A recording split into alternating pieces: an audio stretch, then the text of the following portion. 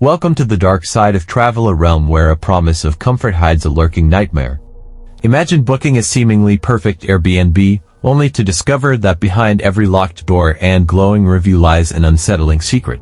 Tonight, we journey into real-life horror stories where uninvited guests, eerie coincidences, and sinister encounters transform a simple stay into a living nightmare. Brace yourself as we reveal the chilling truth behind these experiences, reminding you that sometimes the scariest monsters aren't in the movies, but waiting just outside your door. Story 1. The Uninvited Entry. While driving cross-country and sleeping in my car to save money, I finally treated myself to a proper bed by booking an Airbnb the day before I arrived in a larger city. The listing looked modern, was in a great location, and the price was almost too good to be true. The only drawback was that it was a new listing with no reviews.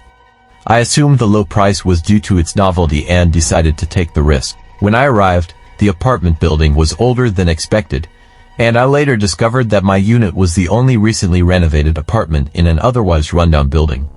For the first 2 days, everything was fine. Being a cautious solo female traveler, I always locked every door and chain locked before leaving. However, on the third day after a long morning out, I returned to change before heading to the beach. As I was watching TV and getting dressed, the door suddenly unlocked and someone stepped in. I was incredibly lucky that the chain lock had kept the door partially closed. Otherwise, I might have been completely exposed. Shocked and terrified, I immediately relocked the door without looking to see who had entered. I assumed it might have been the owner returning early, but my checkout wasn't until the next day. After calming down with a few tears, I called the owner. She insisted that only she and I should have keys, explaining that she was at work and did not enter the apartment. Still shaken, I called my dad, who told me it was unacceptable for anyone else to have keys. The owner promised to arrive soon with a locksmith and new keys. She also mentioned that she'd only owned the apartment for 6 months and had renovated it before any guests had stayed. Her only explanation was that the keys might have belonged to the previous owner or someone connected to them. The thought that someone might have been entering the apartment while I was out, or even watching me, kept me up at night. Needless to say, I left a poor review and vowed never again to book an unreviewed Airbnb that seemed too good to be true. Story 2. A host's overfamiliarity in southern France. A few months later, in January or February 2024, I was visiting family in southern France. Not wanting to impose on them, I booked an Airbnb within walking distance of their home. The listing, marketed as a spacious ground floor flat with its own yard and garden, looked perfect for my needs, despite having only a few positive reviews. I wasn't seeking luxury, just convenience. When I arrived, I found myself waiting outside for over an hour for the landlord to show up.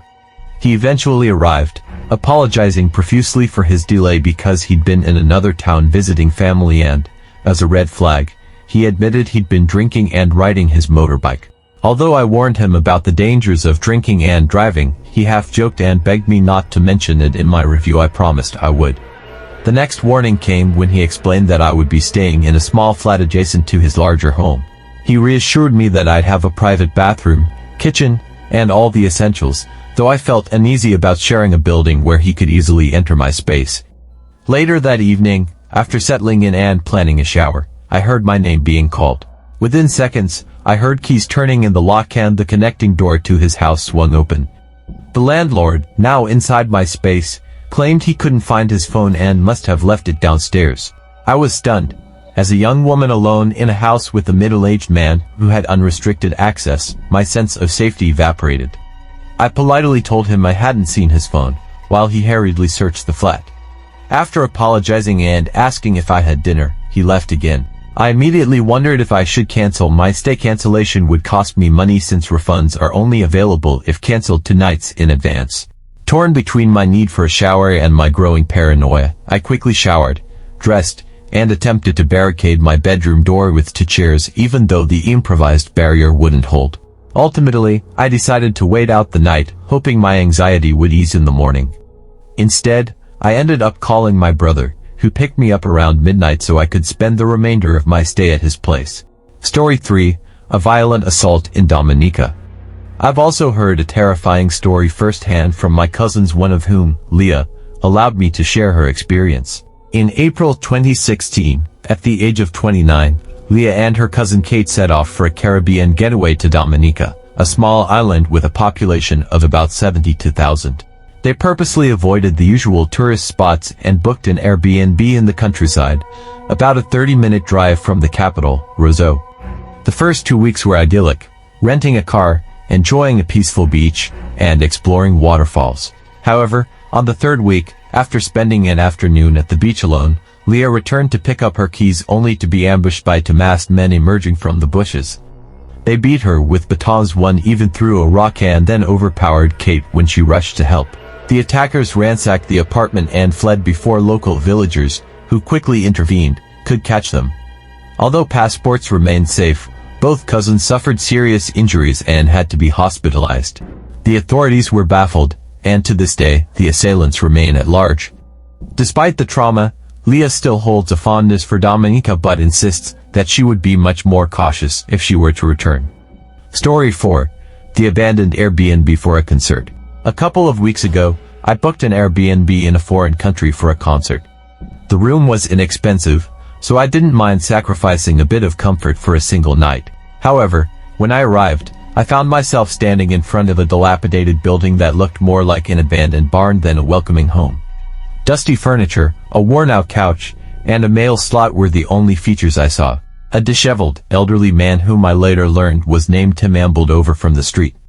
Although he confirmed he was my host, the entrance and interior were deeply unsettling. The staircase creaked, and the second floor was shrouded in darkness with haphazardly arranged furniture and a creepy, tattered curtain. My room, while technically acceptable, was adorned with eerie dolls on the shelves, and the bathroom's bathtub had a gaping hole in its tiling. More alarming was the absence of proper locks on the doors. Feeling unsafe, I gathered my essentials and left the room, leaving behind a folded note to alert me if someone tried to enter in my absence. While descending the stairs, I heard the front door being unlocked. A middle-aged man entered, and I briefly exchanged words with him before hurrying out. I was shaking by the time I reached the concert venue and later checked into a hotel that, though not perfect, offered proper security and amenities. Story 5. A bizarre encounter in Mexico. After studying in Mexico for a year, a friend and I decided to take a long backpacking trip there. We hadn't even booked our return flight when we found an affordable Airbnb near an airport. The place was a small room in a house with a pool, hosted by a family, the husband, a Mexican man, and his European wife, who spoke our native language. We arranged to be picked up from the bus stop after a difficult drop-off on a lonely highway. The husband picked us up in the dead of night, which was unnerving enough, but the situation worsened when we arrived at the house. Located in the middle of nowhere, the property was surrounded by fields and, unexpectedly, several large mansions secured by tall walls, gated entrances, and imposing guard dogs. After a sparse dinner prepared by the wife, we retired early. The next day, the weather forced us to explore town instead of lounging by the pool. That evening, we asked our hosts if we could smoke a joint on the terrace, being mindful of the presence of children. We wanted permission first. The wife laughed and called over her husband, who joined us and, surprisingly, began asking detailed questions about the weed, where we'd sourced it and how much we'd pay.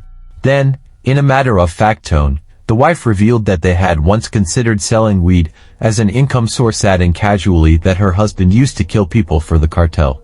He confirmed, saying, "Yes, when I was 16, I killed many for money." His nonchalance about such a horrific past left us speechless. Despite the surreal conversation, we managed to finish our joint and later left the house with a lingering sense of unease. Story 6. A midnight intrusion in Bali. Back in 2018, my 3 friends and I traveled to Bali for a week-long vacation. Our itinerary included sightseeing, trying local cuisine, and exploring the nightlife. We had been staying in an inexpensive Airbnb that relied on a very rudimentary security measure, a wooden block wedged into the door's frame to keep it closed. For 6 days, everything had been uneventful. However, on our last night, we discovered that the wooden block was missing. Assuming one of us had misplaced it, we prepared for the night with a makeshift solution, a selfie stick to prop the door closed. In the dead of night, I awoke to strange clicking sounds near the door. Cautiously, I went to investigate and found that the door was slightly ajar. Peeking outside, I saw 3 individuals trying to force their way in. One of them was holding what appeared to be the missing wooden block. I recognized one of the men as the regular cleaning staff, which made no sense. At 3 a.m. I shouted to confront them, and they fled immediately. We alerted our friends and later reported the incident to the reception, only to learn that the housekeepers were normally all female in their late 30s or 40s. Realizing that an imposter had been granted access to our room was chilling. Fortunately, nothing of significant value was stolen, and we managed to leave the property safely the next morning. These accounts, whether it's an uninvited entry, a too friendly host, or outright violent encounter, serve as stark reminders to always thoroughly research and trust your instincts when booking accommodations. Even if reviews are positive or the price seems irresistible, your safety should always come first.